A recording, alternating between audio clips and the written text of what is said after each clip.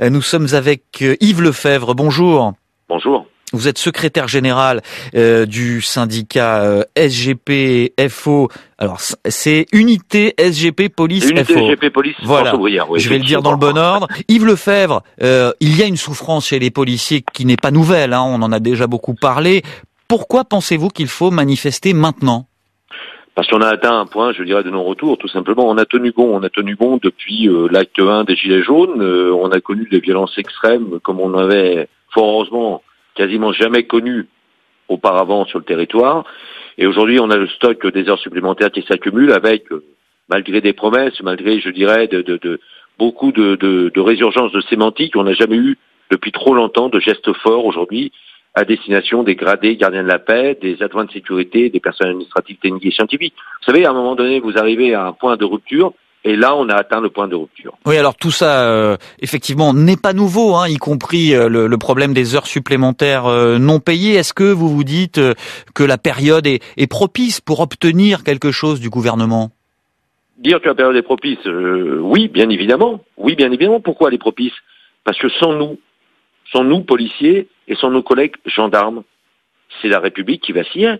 On a tenu bon alors que nous étions dans un état d'insurrection, avec des violences, je me répète, mais des violences extrêmes.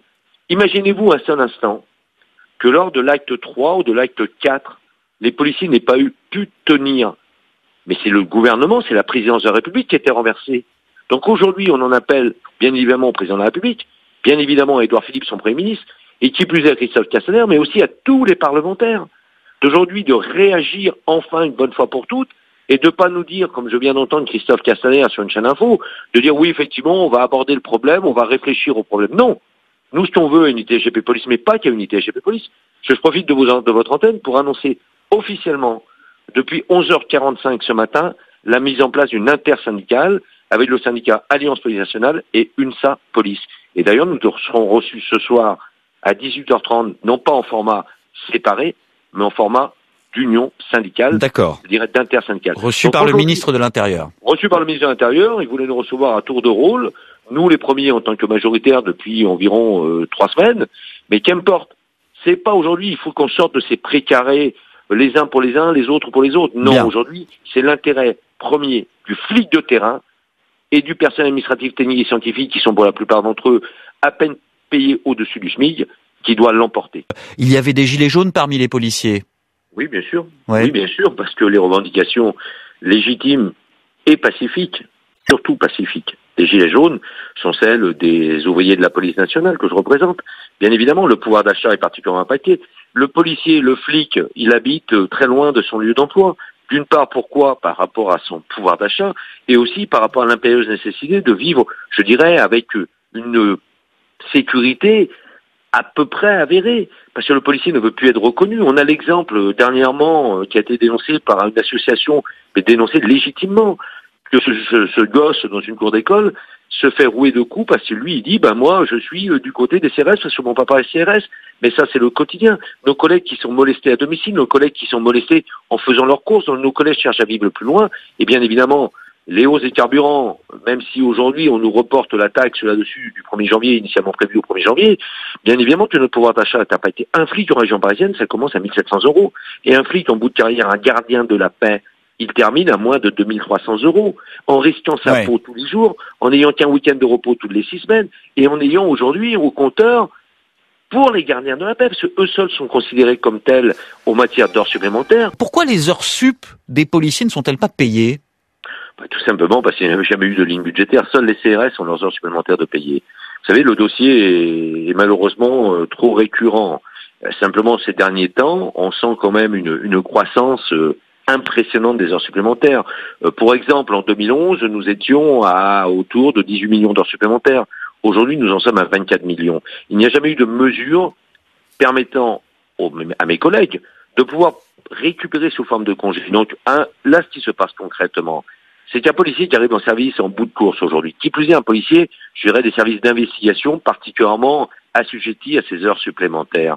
Il part effectivement en congé de récupération 1 an avant le terme échu de sa carrière. Et ça impacte bien évidemment l'efficacité des services et ça impacte le service public police, parce que ces gens-là ne sont pas remplacés pendant ce temps-là. Ouais. Pourquoi ? Parce que, vous savez, les gouvernants qui sont passés, les gouvernants et les gouvernements ont systématiquement pratiqué la politique de l'autruche sur ce dossier. D'accord. Et là, et peut-être aussi que les syndicats, nous n'avons pas été suffisamment, je dirais, percutants, suffisamment unis, suffisamment, disons le mot tel qu'il doit être posé, intelligents, pour pouvoir appréhender réellement ce dossier et de travailler main dans la main. Mais alors pourtant sur le matériel, Yves Lefebvre, on pensait que les conditions de travail avaient évolué après les attentats de 2015. Il y a eu du matériel. Il faut pas tomber dans le populisme. Dans certains domaines, ça a eu été amélioré. Et effectivement, dans le maintien de l'ordre, Jean-Marie Godard a mille fois raison, et Guillaume Lebeau aussi. Effectivement, là, quand on a rappelé nos collègues des brigades anticriminalité ou même de la police secours, vous savez, ceux qu'on voit au quotidien, de jour comme de nuit, dans les rues de nos villes de France, nos collègues n'étaient pas munis, dotés de casques, ni de ce qu'on appelle des jambières, vous savez, des équipements qui protègent le devant de la jambe, n'étaient pas équipés. Il a fallu qu'ils aillent, effectivement, Jean-Marie Godard a raison. Pour preuve, c'est qu'on avait des responsables de magasins de grande distribution qui fournissent, qui vendent des protèges tibias, qui disaient mais vous en avez acheté, mais on a vu des types aussi qui manifestement seront de l'autre côté de la manifestation, qui venaient s'équiper au même endroit. Donc vous voyez, c'est tout ça aujourd'hui. Il a fallu là encore qu'on tape du poing sur la table. Ouais. Mais un mot là-dessus, Yves Lefebvre, parce que effectivement, vous êtes policier, vous dites que la violence a beaucoup augmenté dans les manifestations. D'autres pensent que la police est aussi beaucoup plus dure, beaucoup plus violente parfois avec les manifestants. Non, absolument pas. Vous dites non, Yves Lefebvre. Non, bien évidemment que non. Ces images qui ont choqué de lycéens agenouillés, mains sur la nuque. Moi, ça m'a pas du tout choqué. Je vais vous dire pourquoi, très clairement. C'est même tout parti de ces mêmes lycéens, de ces gamins. Avec quelques instants auparavant, on voyait des pavés, des boulons, voire même des cocktails Molotov sur mes collègues, en l'occurrence de Mantes-la-Jolie. Qu'est-ce qu'il fallait faire aujourd'hui ? Ces gamins, il fallait à un moment donné les calmer, les neutraliser. Quelle possibilité nous avions à l'effectif restreint qui était celui des effectifs de Mantes-la-Jolie ou du département du 78 ce jour-là des Yvelines? Eh bien, on les fait s'asseoir. Mais je ne vois en rien en quoi c'est violent. D'accord. Ces mômes-là, qui auparavant se permettaient de rentrer dans la violence, dans la défiance physique, au-delà du verbal, dans la défiance physique vis-à-vis des forces de l'ordre, se devaient d'être à un moment donné neutralisés. Ils ont été neutralisés sans violence. D'accord. Sans violence aucune. Retrouvez toute notre actualité sur videopolice.com, la chaîne YouTube d'Unité SGP Police.